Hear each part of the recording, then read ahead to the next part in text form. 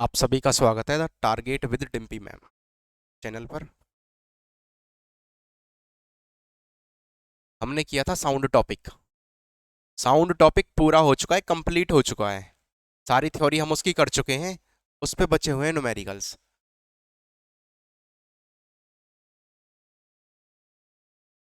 अब जो न्यूमेरिकल्स बचे हुए हैं वो हम करेंगे। एक दो न्यूमेरिकल हमने थ्योरी के बीच में भी किए थे, लेकिन आज हम वही न्यूमेरिकल और सिर्फ वही क्वेश्चन साउंड से करने वाले हैं जो प्रीवियस ईयर में आए हुए हैं। तो DSSB TGT साइंस में जो क्वेश्चन प्रीवियस ईयर में आए हुए हैं, हम सिर्फ वही क्वेश्चन आज करेंगे साउंड पे। ठीक है, और उसके बाद हम अपना सिलेबस आगे बढ़ाएंगे। तो पहला क्वेश्चन लिखो सभी।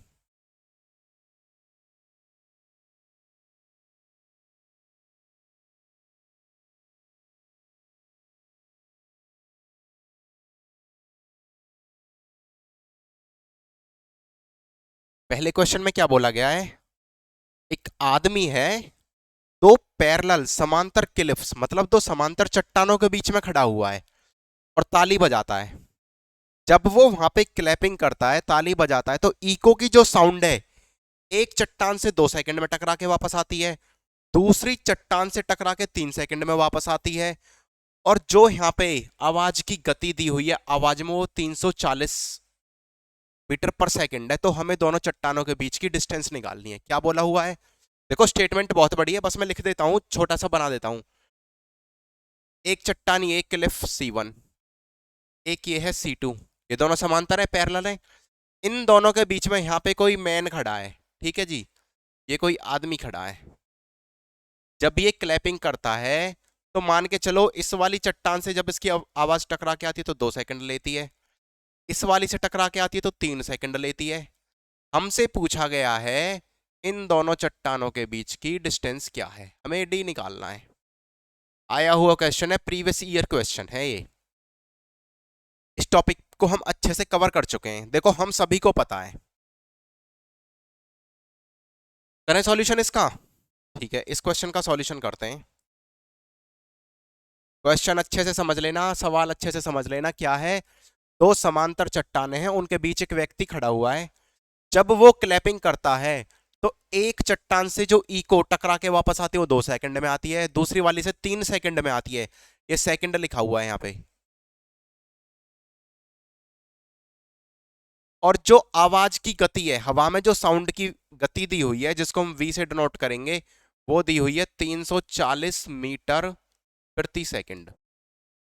हमसे पूछा गया है दोनों चट्टानों के बीच में कितना डिस्टेंस है, गैप कितना है, दोनों के बीच में दूरी कितनी है।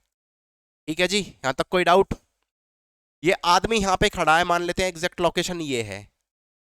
इस चट्टान से इसकी दूरी कितनी हो गई? D1 हो गई। इससे कितनी हो गई? D2 हो गई। तो जो टोटल डिस्टेंस D है वो क्या हो जाएगा? D1 प्लस D2 हो जाएगा। अब हमें D1 निकालना है, डिस्टेंस निकालना है, दूरी। दूरी का फॉर्मूला हमें पहले ही पता है। दूरी बराबर क्या होता है? चाल गुना समय। यदि हम इस चट्टान के लिए C1 के लिए करते हैं, मैं यहां पे पहले C1 डाल देता हूं। यदि C1 के लिए करते हैं तो दूरी कितनी है? D1। चाल तो सेम ही है दोनों के, इसमें कितनी है? 340। यहां पे समय कितना लग रहा है? 2 सेकंड। पर जब इसने ताली बजाई तो पहले साउंड यहां तक गया होगा, फिर यहां से यहां तक आया होगा, तो इसने डबल डिस्टेंस ट्रेवल कर ली ना। तो ये D1 क्या हो जाएगा? 2D1। समझ आ गया यहाँ पे दो कैसे लिखा? जब इसने ताली बजाई तो पहले साउंड यहां तक गया होगा, उसके बाद ही तो इसके पास तक आया होगा ना। तो एक D1 जाने का और एक D1 आने का, टोटल कितने D1 हो गए? 2D1।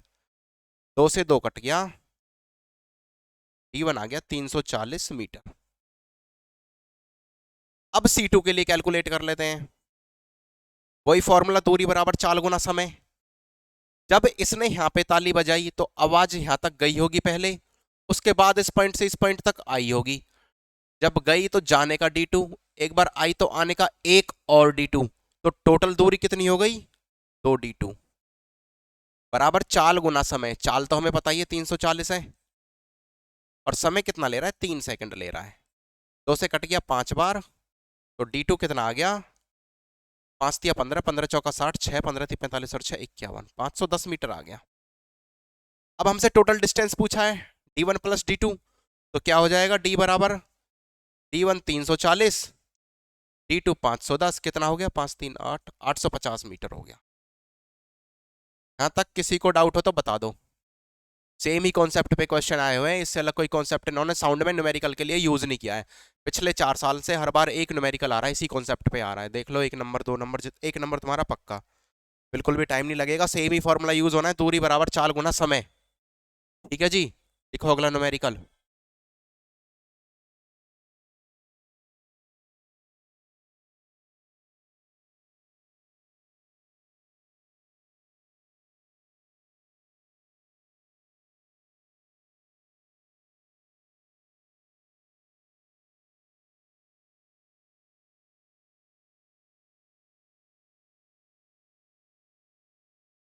एक क्वेश्चन आया था, साउंड किस प्रकार की वेव होती है। साउंड का वेव का टाइप पूछा था, तो हमें पता था साउंड सबसे पहले मैकेनिकल वेव होती है, और मैकेनिकल में भी लॉन्गिट्यूडनल थी। कैसे करती है साउंड की वेव, कैसे ट्रेवल करती है? यदि यहाँ पे कोई पार्टिकल है तो ये अपनी मेन पोजीशन के आगे और पीछे जाता है। ये दोनों के दोनों ऑप्शंस में नहीं थे। अब क्या था? ऑप्शन में था साइनोसॉइडल वेव। देखो क्या होता है साइनोसॉइडल वेव, कोई भी चीज जो अपने आप को एक फिक्स टाइम इंटरवल के बाद रिपीट करती है। जैसे मान के चलो, एक मंदिर है, वहां पे सुबह 5 बजे आरती होती है, शाम को 6 बजे आरती होती है। तो जो 5 बजे आरती हो रही है, संडे को भी हुई है, मंडे को भी हुई है, ट्यूसडे को भी, मतलब हर दिन हो रही है। इसका मतलब ये हर 24 घंटे के बाद खुद को रिपीट कर रहा है। और जो शाम को आरती होती है, ये भी संडे मंडे ट्यूसडे वेडनेसडे हर दिन चल रही है। इसका मतलब ये भी अपने आप को हर 24 घंटे के बाद रिपीट कर रहा है। एक फिक्स टाइम इंटरवल के बाद जब कोई चीज रिपीट होती है तो वो साइनोसॉइडल के केस में आ जाती है। ऐसा ही सेम साउंड के केस में होता है। अगर यहाँ पे ये एक पार्टिकल है, ये कोई कण है, ये अपनी मूल अवस्था के आगे पीछे होता है, ऐसे ट्रेवल करता है। जैसे पेन हो गया, ये ऐसे ट्रेवल करता है, ठीक है। तो ये एक साइनोसॉइडल वेव होती है। ठीक है, यहां तक समझ आ गई? कोई डाउट तो नहीं है? ये भी नोट कर लो।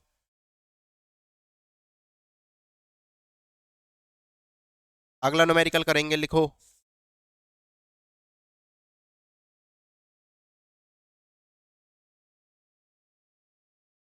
एक ऑब्जेक्ट है,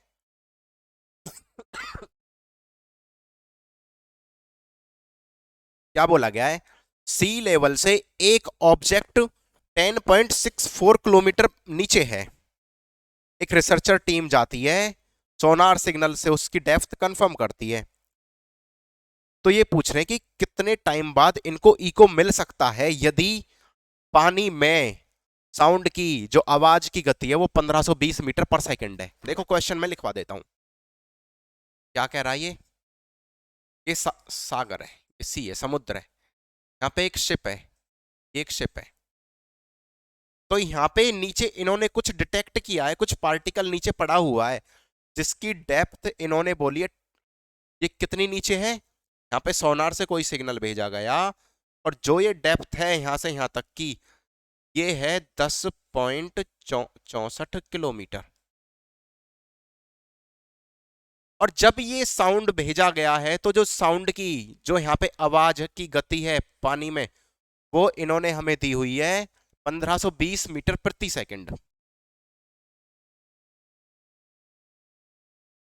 अब इन्होंने क्वेश्चन में पूछा है, वो टाइम पूछा है कि कितना टाइम लगेगा जब ये इको को डिटेक्ट करेंगे, जब इनके पास साउंड यहां से रिफ्लेक्ट होके वापस आएगी, जब ये इसको डिटेक्ट करेंगे तो उसमें कितना टाइम लगेगा। इन्होंने क्या पूछा है हमसे? टाइम पूछा है। हमारे पास तो एक ही फॉर्मूला, दूरी बराबर चाल गुना समय। भाई ये डिस्टेंस कितनी है? डी है, ये तो हमें पता है, पहले लिखा फॉर्मूला।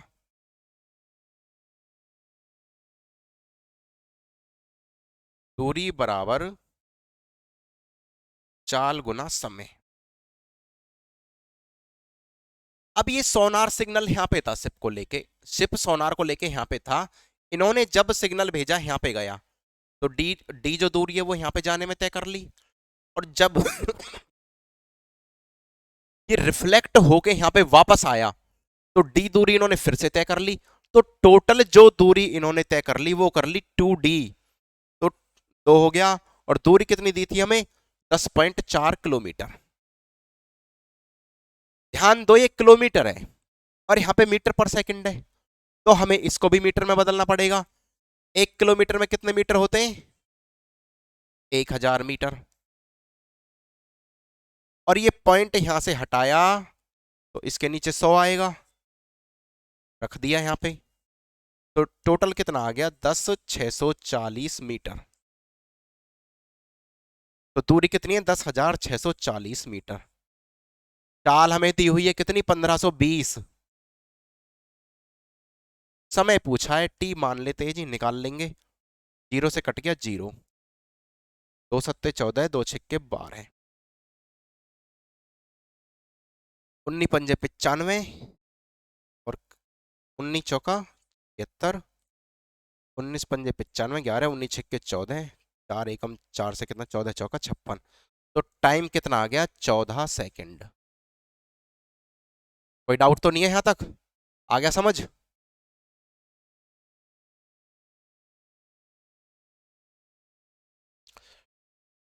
हमसे पूछा गया था वो समय जितने में ये साउंड यहां से रिफ्लेक्ट होके जाएगी, तो ये कब डिटेक्ट कर लेगा, कितना टाइम लगेगा उस इको को डिटेक्ट करने में। तो समय हमें पता नहीं था, समय हमने मान लिया टी लगेगा। तो दूरी बराबर चाल गुना समय। पहले सोनार ने सिग्नल भेजा तो उसने डी डिस्टेंस कवर किया। अब यहां से जब ये यहां तक वापस गया तो डी डिस्टेंस फिर से कवर कर लिया। तो टोटल हो गया 2D। लेकिन डिस्टेंस गिवन था हमें किलोमीटर में, 10.64। इसको मीटर में कन्वर्ट किया, किलोमीटर को मीटर में बदलने के लिए 1000 से गुना कर दिया और 10 हटा के 100 नीचे, 10,640 मीटर आ गया। यहाँ पे रखा, चाल रखी, टाइम रखा, कैलकुलेट कर लिया, टाइम आ गया 14 सेकंड। ये भी तुम्हारे प्रीवियस ईयर का क्वेश्चन है, नोट कर लो इसे भी। सेम ही फॉर्मूला है जिसपे ये आ रहे हैं।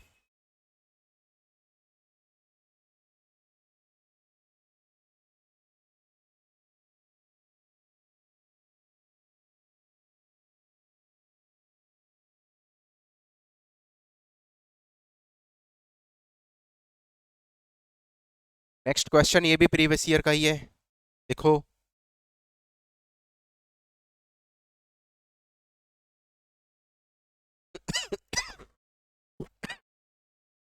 देखो, एक लड़का है जो एक दीवार के सामने खड़ा है और उसकी दीवार से दूरी है 83 मीटर। नेक्स्ट क्वेश्चन लिखो, क्वेश्चन नंबर 3।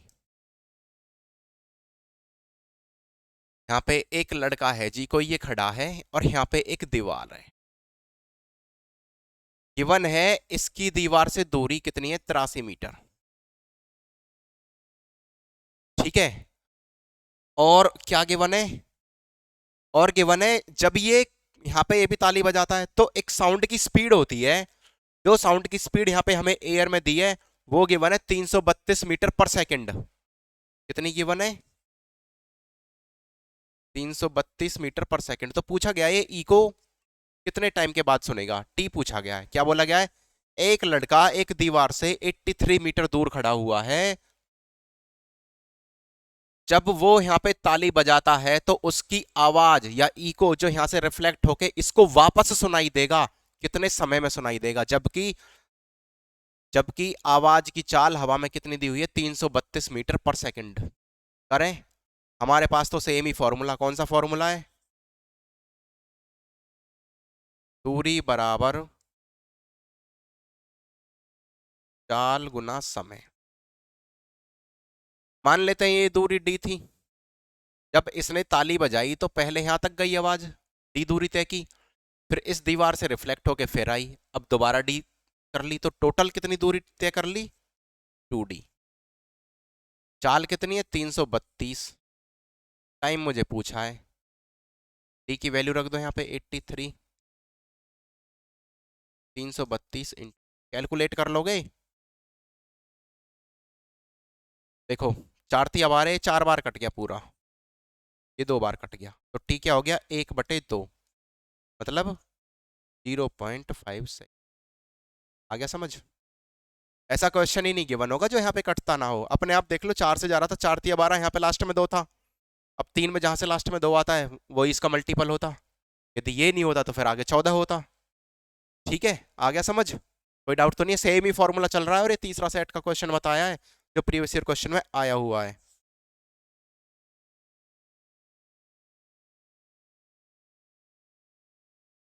कर लो, नोट कर लो।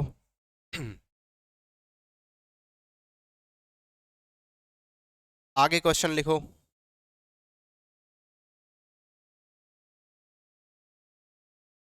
एक आदमी है, एक चट्टान गिवन है, वो उस चट्टान के सामने कहीं खड़ा है। ये एक चट्टान है कोई, एक आदमी यहाँ पे खड़ा हुआ है। ठीक है जी। ये क्या करता है? क्लैपिंग करता है, ताली बजाता है, और जो इको सुनता है, ये जो पहली इको सुनता है वो 1.6 सेकंड के बाद सुनता है। इसको थोड़ा सा दूर बना लेते हैं। ये जो आदमी है यहाँ खड़ा हुआ है, जब इसने ताली बजाई यहाँ पे इस पोजीशन पे खड़े होके, और वो चट्टान से लौट के वापस आई, तो उसको टाइम लगा 1.6 सेकंड। T1 मान लेते हैं। अब ये आदमी चट्टान की साइड चला, कितनी दूर चला? ये चला 33 मीटर। मान के चलो ये यहां आ गया। अब तो कितनी दूरी कवर करके आया? 33 मीटर। अब इसने फिर से ताली बजाई, फिर से क्लैपिंग की, और जो अब इसने इको सुना, ये सुना 1.4 सेकंड के बाद। अब यहां जो इको इसने सुना है वो सुना है 1.4 सेकंड के बाद। तो ये कह रहा है कि हवा में आवाज की चाल क्या है। ये हमसे वी पूछ रहा है कि हवा में आवाज की चाल क्या है। आ गया क्वेश्चन समझ? एक चट्टान थी, दो सिचुएशन है। पहली सिचुएशन में क्या है? चट्टान के सामने ये आदमी यहां पे खड़ा है। हमें दूरी नहीं पता कितनी है, बस हमसे ये बोला गया यहाँ खड़ा है। इसने यहाँ पे क्लैपिंग करी, और चट्टान से जो इको आई, जो आवाज टकरा के वापस आई, उसने इसको ऑब्जर्व किया 1.6 सेकंड में, मतलब सुना 1.6 सेकंड के बाद। ये 33 मीटर चट्टान की साइड गया, इसने फिर से ताली बजाई। अब जो साउंड आई वो इसने 1.4 सेकंड के बाद सुनी। हमें वेलोसिटी भी गिवन नहीं है, हमें डिस्टेंस भी गिवन नहीं है। इसने बोला है कि हमें हवा में आवाज की चाल ज्ञात करनी है। हमें नहीं पता कितनी होती है, हमने मान लीजिए v होती है। अब पहली वाली सिचुएशन के लिए निकालते हैं। क्या निकालते हैं? फॉर्मूला लगाएंगे सेम, डिस्टेंस मतलब दूरी बराबर चाल गुना समय। मान लेते हैं ये दूरी है d। कितनी है जी? d। जब इसने यहां पे ताली बजाई तो आवाज चट्टान तक गई, एक बार डी कवर हो गया। जब दोबारा इसको सुनेगा तो चट्टान से यहां तक आएगी, 2 बार डी कवर हो गया। तो टोटल दूरी कितनी हो गई? 2d। चाल हमें पता ही नहीं है, कितने समय बाद सुनी? 1.6। ये हो गई इक्वेशन नंबर 1, समीकरण नंबर 1। अब दूसरे केस की बात करते हैं। ये टोटल डी था। अब 33 मीटर इसमें से चल चुका है चट्टान की साइड, तो ये बची हुई दूरी कितनी हो गई? D minus. यहाँ तक कोई डाउट तो नहीं है? अब हमें फिर से सेम करना है, दूरी बराबर चाल गुना समय। अभी पता चल गया इसकी दूरी चट्टान से d-33 मीटर है। इसमें तो कोई डाउट नहीं है, पूरी की पूरी d थी। उसके बाद ये 33 मीटर चट्टान की साइड चला, तो अब जो डिस्टेंस हो गई टोटल दूरी में से 33 मीटर घट गए, इसलिए d-33 हो गई। अब इसने फिर एक बार ताली बजाई, तो जब इसने एक बार ताली बजाई तो आवाज पहले यहां तक गई, ये पूरी दूरी कवर की, फिर आवाज यहां से यहां लौट के आई, फिर से पूरी दूरी कवर की, तो 2 बार कर ली। तो क्या हो जाएगा सिचुएशन 2 के लिए? दूरी कितनी है? d-। चाल तो हमें पता ही नहीं है, हमें पता है 1 पॉइंट। यहां तक कोई डाउट तो नहीं है ना? ये हो गया समीकरण नंबर 2। मैं क्या करता हूं, समीकरण नंबर 1 को समीकरण नंबर 2 से डिवाइड कर दूंगा। देखो करने के बहुत तरीके हो सकते हैं। अब मेरे पास दो इक्वेशन है, दो अननोन है, डी निकालना है और वी भी निकालना है। अगर मैं डिवाइड कर देता हूं तो मुझे दिख रहा है वी से वी कट जाएगा, इसलिए मैं क्या कर देता हूं, डिवाइड कर देता हूं। डिवाइड कर देते हैं जी। 2d d minus b into 1.6, b into, सबसे पहले 2 से 2 कट गया, से वी कट गया, पॉइंट से पॉइंट कट गया, 2 8 16, 2 7 14, 7 की मल्टीप्लाई क्रॉस मल्टीप्लाई कर दो, कितना हो गया 7d हो गया। अब 8 की यहाँ करो, 8d माइनस 8 × 3 = 24, 2 8 × 3 = 24 और 2 64 होगी। 8d इधर आएगा माइनस का हो जाएगा, -8d हो जाएंगे, तो यहाँ पे बचेगा -d, -2। तो मेरे पास सबसे पहले जो निकल के आ गया d कितना आ गया 200, माइनस से माइनस कट गया, कैलकुलेशन कर लेना, इतने भी खराब नहीं रहना है। अब d की वैल्यू आ गई मेरे पास 264, उसने पूछा है v। अब या तो मैं इसमें रख दूं या इसमें रख दूं, तो मैं समीकरण नंबर 1 में रख देता हूं, इसमें रख देता हूं। 2 × 264 बराबर b गुना 16 पॉइंट हटा दिया बटे 10। ठीक है जी, देखो 8 बार, 8 × 3 = 24, 2 8 × 3 = 24, 32 बार चला गया, 10 की क्रॉस मल्टीप्लाई हो जाएगी, बराबर कितना आ गया पर सेकेंड। डाउट तो नहीं है? कोई डाउट हो तो बता दो। देखो कॉन्सेप्ट एक ही है, फॉर्मूला एक ही लग रहा है, 3 4 क्वेश्चन किए हैं, फॉर्मूला एक ही लग रहा है, बस किसी में हमें वेलोसिटी निकालनी है, किसी में टाइम निकालना है, किसी में 2 3 सिचुएशन पैदा कर देता है, कोई बिल्कुल नॉर्मल क्वेश्चन आ रहा है। ठीक है, एसएससी सीएचएसएल सीजीएल, सीएचएसएल में भी आए हुए, सीजीएल में भी आए हुए सेम पैटर्न पे क्वेश्चन, बिल्कुल परेशान नहीं होना है। यहां तक कोई डाउट हो किसी को कैसा भी बता दो, जितना भी साउंड है, साउंड से कोई डाउट हो तो बता दो। साउंड को तो बिल्कुल ऐसे कर देंगे। चलो ठीक है, हो गया। साउंड के जो भी तुम्हारे न्यूमेरिकल हो वो अपने ले आना, कोई डाउट हो तो कमेंट कर देना, मैं तुम्हें बता दूंगा। हो गया टाइम ना? अभी जो तुम्हारे यहाँ पे डाउट हो वो कमेंट कर देना, मैं कमेंट बता दूंगा तुम्हें सारे के सारे। एक दो क्वेश्चन और थे वो मैं देख रहा हूँ। हाँ, जैसे ये है, which of the following device is used to study the electrical activity of human brain. देखो इसके बारे में हम पहले बात कर चुके हैं। ह्यूमन ब्रेन हो गया, कि ह्यूमन ब्रेन के लिए कौन सी चीज होती है, ऐसा कौन सा, मतलब क्या नाम दिया जाता है उसको प्रॉपर, सबको ही पता है, ये ईईजी सबने करवाया है, ये ह्यूमन ब्रेन के लिए होती है। ठीक है जी, ह्यूमन ब्रेन के लिए क्या होता है, ईईजी होती है। आगे हम बात करेंगे, 2 तरह की डेथ होती है, कार्डियक डेथ, जो भी होती है वो हम आगे बायोलॉजी में बात कर लेंगे। इसके बारे में जब मैंने तुम्हें अल्ट्रासोनिक रेज करवा रहा था तब मैंने पूरा डिटेल से बताया था, ये क्वेश्चन आया हुआ था तो इसलिए मैंने फिर से बता दिया है। ह्यूमन ब्रेन के लिए जो चीज हम यूज करते हैं उसको क्या बोलते हैं, ऑप्शन में गिवन था ईसीजी, ईईजी, ईआईजी, ईएमजी। ठीक है जी, ये ईईजी होता है, ये मैं तुम्हें करवा चुका हूं और ये पहले भी करवा दिया था।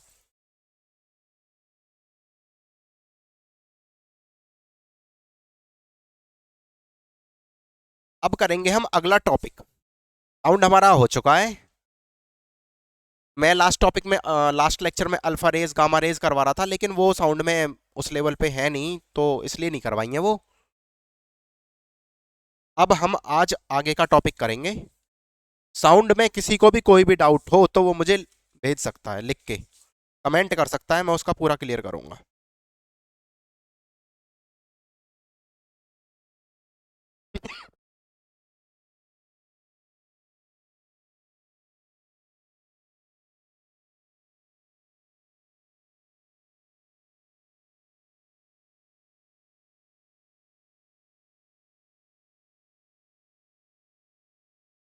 आज से नया टॉपिक शुरू हो रहा है, प्रकाश का परावर्तन और अपवर्तन। सिलेबस की टेंशन बिल्कुल मत लेना, क्लास थोड़ी लेट आ रही है, थोड़े इशू हैं, अभी हम सारे सॉल्व हो जाएंगे, पर तुम सिलेबस की टेंशन ना लेना, सिलेबस सारा हो जाएगा, टाइम से हो जाएगा, और जितने न्यूमेरिकल करवाए जा रहे हैं उस हिसाब से कर लेना, पेपर में कुछ नहीं छूटेगा। आज हम जो नया टॉपिक करेंगे प्रकाश का परावर्तन, ये अब हम स्टार्ट कर रहे हैं आज। प्रकाश का परावर्तन व अपवर्तन पूरा अपने आप लिख लेना।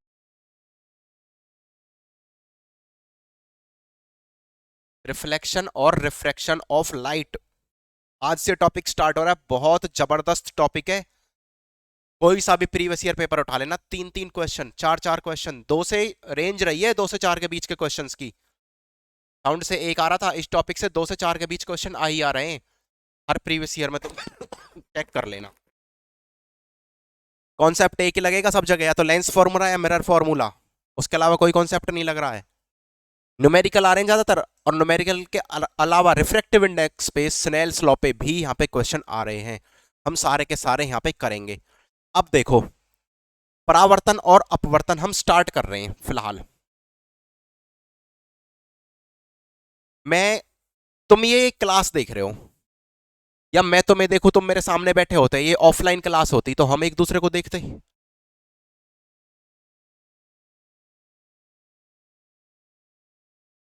कैसे देख पाते? सबसे बड़ी बात यह है कि हम चीजों को देख कैसे पाते हैं, ये हमें प्रकाश के परावर्तन से पता चलता है। कोई यहां पे कोई ऑब्जेक्ट रखा है, मान के चलो ये कोई ऑब्जेक्ट है, इस पे कुछ लाइट पड़ी, जो इस पे लाइट पड़ी, इसने उस लाइट को परावर्तित किया। मान के चलो इस पे कुछ लाइट यहां से आई और इसने उस लाइट को परावर्तित कर दिया। तुम यहां पे खड़े थे, तो ये तुम्हारी आंख है, ये तुम खड़े हो, तो इसमें से परावर्तित होके कुछ प्रकाश तुम्हारी आंखों में पहुंचा। जब वो परावर्तित प्रकाश तुम्हारी आंखों में पहुंचा तो तुम इस वस्तु को देख पाए। चीज समझ आई? हमें वस्तुएं दिखती कैसे हैं, सबसे पहली बात ये, सबसे पहला कॉन्सेप्ट ये, हमें वस्तुएं दिखती कैसे हैं? परावर्तन से। परावर्तन कैसे? एक ऑब्जेक्ट था, कोई भी वस्तु रखी थी, उस पे सूर्य का प्रकाश या नॉर्मल कोई भी लाइट पड़ी, लाइट उसने लाइट वस्तु पर जब पड़ी तो लाइट को उस वस्तु ने परावर्तित कर दिया, उस प्रकाश को उस वस्तु ने परावर्तित कर दिया। हो सकता है वो परावर्तित प्रकाश का कुछ भाग तुम्हारी आंखों में पहुंचा, जिसके कारण तुम उस वस्तु को देख पाए, वो एलिजिबल हुई। यहां तक चीज समझ आ गई? कोई डाउट तो नहीं है? तो परावर्तन से कैसे वस्तुएं दिखती हैं, चीज समझ आई? ये परावर्तित जो प्रकाश है जब हमारी आंखों में पहुंचता है तो हम किसी वस्तु को देख पाते हैं। ठीक है जी, यहां तक कोई डाउट हो तो बताओ। अब होता कैसे? प्रकाश होता क्या है? सबसे पहले देखो, प्रकाश को एक नॉर्मल रे सबसे पहले माना गया। जो प्रकाश के बारे में ड्यूअल नेचर थ्योरी आई, प्रकाश का ड्यूअल नेचर होता है, ये थ्योरी बाद में आई, लेकिन उससे पहले प्रकाश को माना गया कि एक सरल रेखा में गति करता है। प्रकाश सरल रेखीय होता है, मतलब ये जैसे ऐसे जा रहा है तो ऐसे ही जाता जाएगा। ये प्रकाश के बारे में पहले, सबसे पहले जो माना गया, सबसे पहले जो प्रकाश के बारे में अवधारणा दी गई, क्या अवधारणा दी गई? कि प्रकाश सरल रेखीय पथ पे गमन करता है। ये तुम्हारे पेपर में आने का नहीं है, बस ये बस ऐसे ही बता दिया है। ठीक है, यहां तक कोई डाउट हो तो बताओ। अब क्या होता है, जैसे प्रकाश एक सरल रेखा में जा रहा था, मान के चलो प्रकाश जा रहा है यहां से सरल रेखा में, इसके सामने कोई एक वस्तु आ गई, बहुत छोटा ऑब्जेक्ट आ गया, बहुत ही छोटा, तो ये क्या करता है, ये इसके किनारों से मुड़ के ऐसे चला जाता है, सीधे सरल रेखा में चला जाता है। मतलब यदि प्रकाश के रास्ते में कोई छोटा सा ऑब्जेक्ट आ जाए तो प्रकाश उसके किनारों पर मुड़ने की प्रवृत्ति रखता है, तो इसको बोला जाता है प्रकाश का विवर्तन। समझ आ गया प्रकाश का विवर्तन क्या होता है? प्रकाश सरल रेखा में गति करता है, यदि कोई बहुत छोटा पार्टिकल आ जाए तो वो उसके किनारों पे मुड़ जाता है। किनारों पर जो ये प्रकाश मुड़ता है, प्रकाश के इस मुड़ने की प्रवृत्ति को क्या बोला गया है? प्रकाश का विवर्तन। यहां तक समझ आया? कोई डाउट तो नहीं है?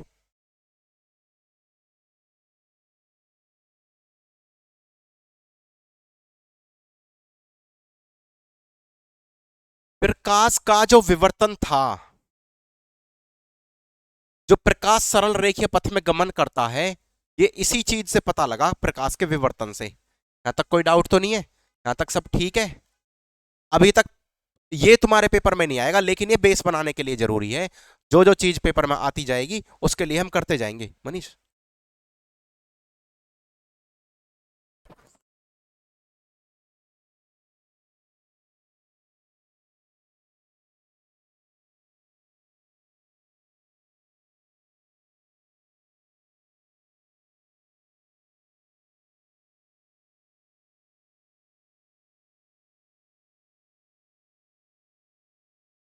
अब करते हैं कि प्रकाश का परावर्तन होता कैसे। जैसे भी कोई ऑब्जेक्ट होगा, कुछ भी होगा, उससे प्रकाश का परावर्तन होगा कैसे।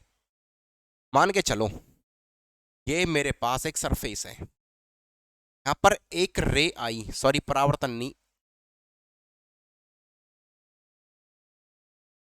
हाँ भाई, यहां पे कोई रे आई, सबसे पहले जो ये रे आई, हाँ, लिख लो प्रकाश का परावर्तन, रिफ्लेक्शन,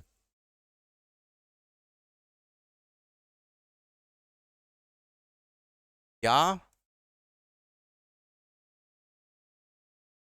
प्रकाश का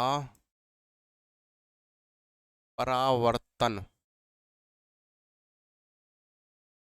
यहां पे रे आई, ठीक है जी।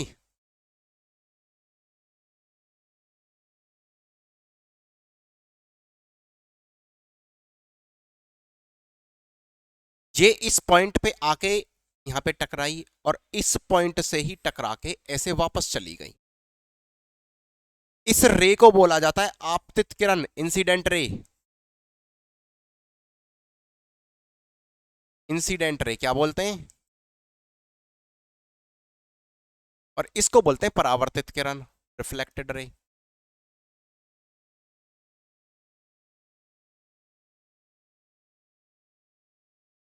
तो जो ये पॉइंट है इस पे एक नॉर्मल ड्रॉ किया गया, जो ये एंगल बना इसको डिनोट किया गया आई से, और जो ये एंगल बना इसको डिनोट किया गया आर से। तो एंगल आई क्या है,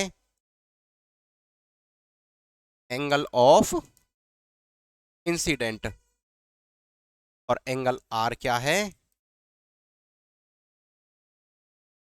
एंगल ऑफ रिफ्लेक्शन। ठीक है, ये चीज तुम याद रखना। अब परावर्तन के प्रकाश के कुछ नियम दिए गए। क्या नियम दिए गए, आपतित किरण, तो ये हो गई, इसको बोलते हैं आपतित किरण, इंसिडेंट रे। परावर्तित किरण, जो ये हो गई परावर्तित किरण।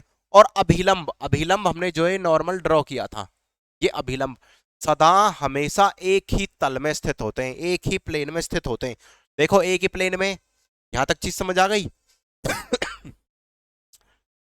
हिंदी वाले लिख लो, आपतित किरण, परावर्तित किरण और अभिलंब हमेशा एक ही तल में स्थित होते हैं।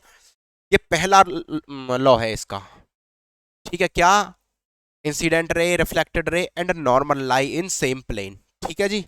अब दूसरा क्या बोला गया, दूसरा क्या था, एंगल ऑफ इंसिडेंस जो होगा वो एंगल ऑफ रिफ्लेक्शन रिफ्लेक्शन के बराबर होगा।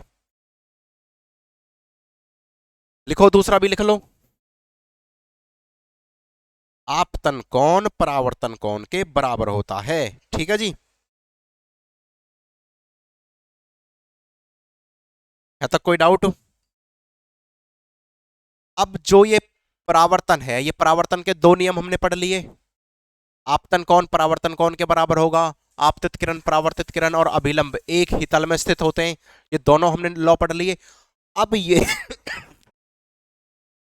अब ये दोनों लॉ हर उस सरफेस के लिए वैलिड है जो परावर्तित, जो रिफ्लेक्शन का काम करती है, जो परावर्तन का काम करती है। यहां तक कोई डाउट तो नहीं है। हर उस सरफेस के लिए वैलिड, ये दोनों लॉ हर उस सरफेस के लिए वैलिड है जो परावर्तन के नियमों का पालन करती है। अब चलो हम आगे करते हैं। यहां तक समझ आ गया, ठीक है। अब हम पढ़ेंगे दर्पणों के बारे में। अवतल दर्पण, उत्तल दर्पण, समतल दर्पण, तीन तरह के दर्पण यहाँ पे पढ़े जाएंगे। लेकिन अवतल दर्पण और उत्तल दर्पण तुम्हारे सिलेबस में स्पेशली मेंशन है, उनको हम अच्छे से पढ़ेंगे। समतल दर्पण के बारे में इतना पढ़ लेंगे, कैसी इमेज बनाता है, कैसे बनाता है, कैसे बनाता है ये नहीं पढ़ेंगे, कैसे बनाता है ये अवतल और उत्तल के लिए पढ़ेंगे। इसकी इमेज कैसी होती है, कितनी दूरी पे होती है, ये नॉर्मल जो छोटी छोटी चीजें हैं, इसका प्रतिबिंब, इमेज को बोलते हैं प्रतिबिंब, कि जो इसके द्वारा बनाया गया प्रतिबिंब है वो कैसा होता है, ये हम समतल दर्पण के लिए पढ़ लेंगे। लेकिन और इसके यूज, कि समतल दर्पण का प्रयोग कहाँ कहाँ पे हो रहा है, ये हम पढ़ लेंगे। लेकिन अवतल दर्पण को और उत्तल दर्पण को हम पढ़ेंगे डिटेल में। यहां तक चीज समझ आ गई। लिख लो समतल दर्पण या प्लेन मिरर।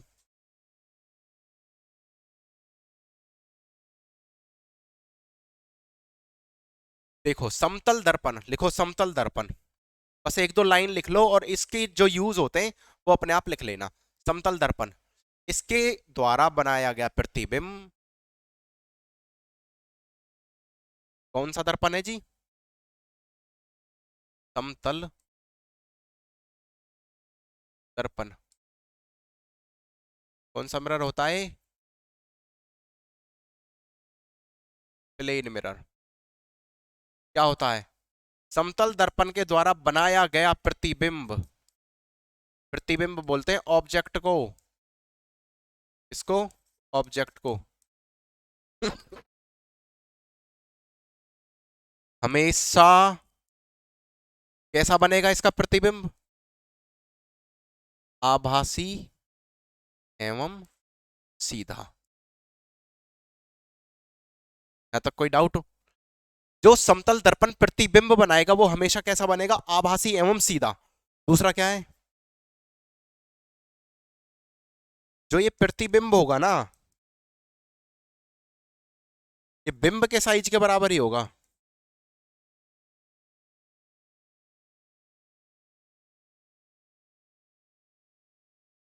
बिंब के साइज का ही होगा।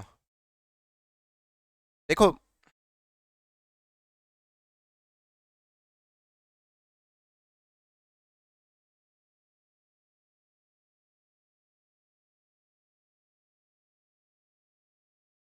प्रतिबिंब प्रतिबिंब हमेशा बिंब के साइज का ही होगा।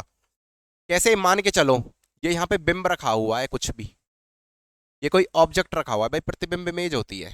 गलत लिख गया तो मुझसे कोई बात नहीं, तो देख लेना। और ये यहाँ पे एक प्लेन मिरर है, बिल्कुल प्लेन मिरर। मान के चलो इसकी हाइट है 10 सेंटीमीटर। तो जो ये प्लेन मिरर अब जो प्रतिबिंब बनाएगा उसकी हाइट भी कितनी होगी? 10 सेंटीमीटर ही होगी। अब जो बिंब बनेगा, क्या बनेगा? जो बिंब बनेगा, जो इसकी ऑब्जेक्ट की, इस ऑब्जेक्ट की जो इमेज बनेगी वो होगी आभासी एवं सीधा। बिल्कुल सीधा होगा, ऐसा नहीं है उल्टा बन रहा हो, ठीक है? मतलब वर्चुअल एवं इरेक्ट। ठीक है जी? आभासी और सीधा, वर्चुअल एंड इरेक्ट, ये चीज याद रख लेना। यहां तक कोई डाउट? समतल दर्पण के बारे में इतना ही पढ़ेंगे। और इसके उपयोग, उपयोग तो सबको ही पता होंगे, ऐसी बात तो है नहीं। उपयोग तो समतल दर्पण का बहुत करते हैं सब। बताओ एक दो उपयोग बताओ समतल दर्पण के।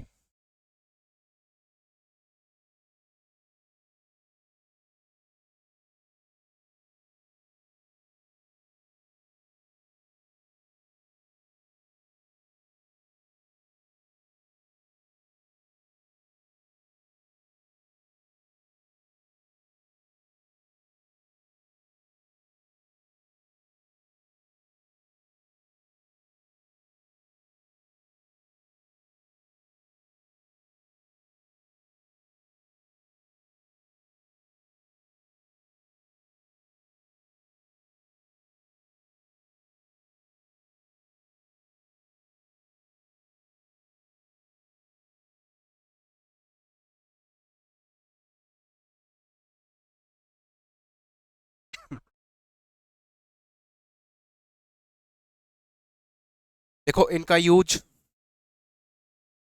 कैलिडोस्कोप में किया जाता है,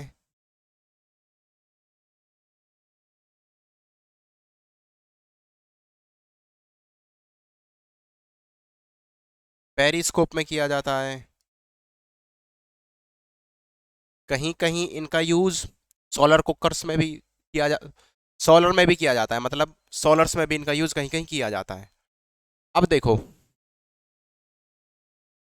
प्रतिबिंब हमेशा आभासी एवं सीधा, वर्चुअल और इरेक्ट होगा, हाइट बराबर होगी। एक चीज और देखो, जितनी बिंब की दूरी इस मिरर से है उतनी ही प्रतिबिंब की दूरी होगी। प्रतिबिंब हमेशा उतनी ही दूरी पर बनेगा समतल दर्पण से जितनी दूरी पर बिंब रखा हुआ है। मतलब इमेज जितनी दूरी पर प्लेन मिरर से है, सॉरी, ऑब्जेक्ट जितनी दूरी पर प्लेन मिरर से है उतनी ही दूरी पर इमेज बनेगी। यदि ये यहाँ पे 50 सेंटीमीटर दूर है तो 50 सेंटीमीटर ही दूर बनेगी। ठीक है जी? यहाँ तक कोई डाउट? और प्रतिबिंब जो होगा वो लेटरल इन्वर्जन होगा, मतलब पार्श्व परिवर्तन। ठीक है जी? यहाँ तक कोई डाउट हो तो बता दो।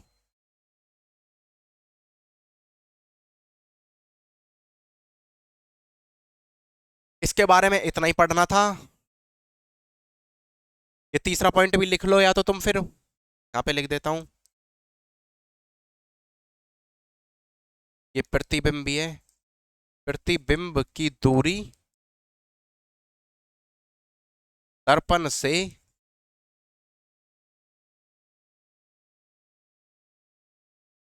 बिंब की दूरी के बराबर होती है। है तक कोई डाउट? है तक कोई डाउट हो तो बता दो। अब करेंगे आगे। ये तुम्हारे सिलेबस में इतना कुछ आएगा नहीं, इस पे कोई क्वेश्चन भी नहीं पूछा गया है। प्रीवियस ईयर कई पेपर देखे, इनमें से किसी पे भी प्लेन मिरर में कोई क्वेश्चन नहीं आया है। लेकिन जो गोलीय दर्पण है, अवतल दर्पण या उत्तल दर्पण, इन पे क्वेश्चन आए हुए हैं, इनको हम करेंगे बहुत अच्छे से। देखो, जिसका भी मेरे पास कोई ऑब्जेक्ट हो गई, जैसे चम्मच हो गई, चम्मच आप सभी ने देखी है, मान के चलो ये चम्मच हो गई, अंदर से यहां से रिफ्लेक्ट करती है, परावर्तित भी, और बाहर से इधर से करती है। ये तो दोनों साइड से ही करती है। आई बात समझ नहीं आई? तो कोई भी गोलीय दर्पण जिसकी कोई भी एक सतह चमकदार हो, वो दर्पण की तरह काम करेगी। कोई भी गोलीय वस्तु, कोई भी गोलीय ऑब्जेक्ट जिसकी एक सतह चमकदार हो, वो दर्पण की तरह काम करेगी। और कैसा दर्पण? गोलीय दर्पण। अब गोलीय दर्पण में वो दर्पण उत्तल है या अवतल है, ये पता लगेगा कि अवतल दर्पण की कौन सी साइड चमकीली होनी चाहिए, उत्तल दर्पण की कौन सी साइड चमकीली होनी चाहिए। यहां तक कोई डाउट तो नहीं है? तो लिखो गोलीय दर्पण, अच्छे से कर लेना। इस पे बहुत न्यूमेरिकल आए हुए हैं, और जितने भी न्यूमेरिकल आए हुए हैं एक भी नहीं बचेगा, सारे हो जाएंगे जैसे साउंड के हो गए।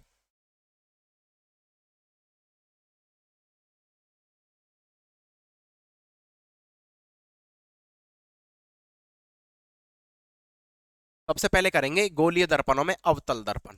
कौन सा दर्पण?